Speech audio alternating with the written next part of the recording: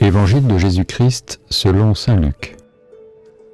En ce temps-là, Jésus descendit à Capharnaüm, ville de Galilée, et il enseignait le jour du sabbat. On était frappé par son enseignement, car sa parole était pleine d'autorité.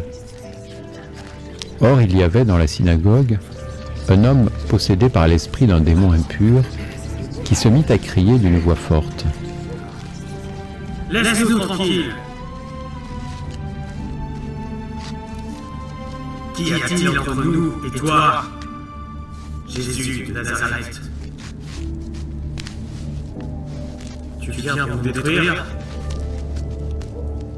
Je sais qui tu es, le Saint Dieu. » Tais-toi et sors de cet homme. Alors, le démon projeta l'homme en plein milieu et sortit de lui sans lui faire aucun mal.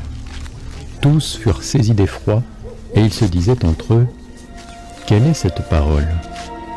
Il commande avec autorité et puissance aux esprits impurs, et ils sortent. » Et la réputation de Jésus se propageait dans toute la région. Acclamons la parole de Dieu.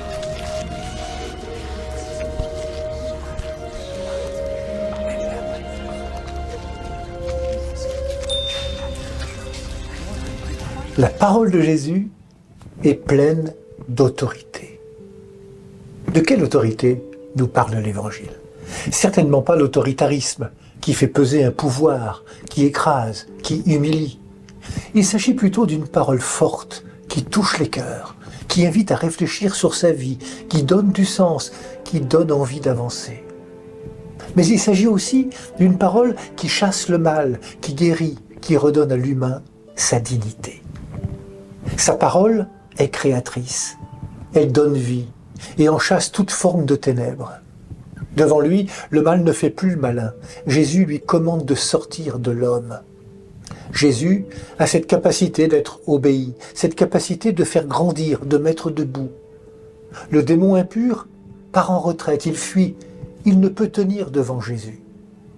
Jésus n'est pas un beau parleur, il ne se contente pas de beaux discours ou de belles homélies. Sa parole fait ce qu'elle dit. Chez lui, la cohérence entre sa parole et son action fait autorité. Oui, Dieu n'est pas lointain. Par Jésus, il est même venu se mêler à notre humanité. Et il prend la parole. Silence!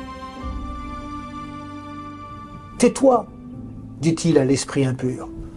Une parole sans concession. Jésus ne négocie pas et s'affirme avec autorité comme le libérateur. Comme celui qui peut nous libérer de toutes les chaînes qui aujourd'hui encore oppressent des êtres humains. Alors, liés au Christ, continuons en son nom à nous opposer au mal, à libérer ce qui est enchaîné et à proclamer la présence et la grâce du Dieu vivant.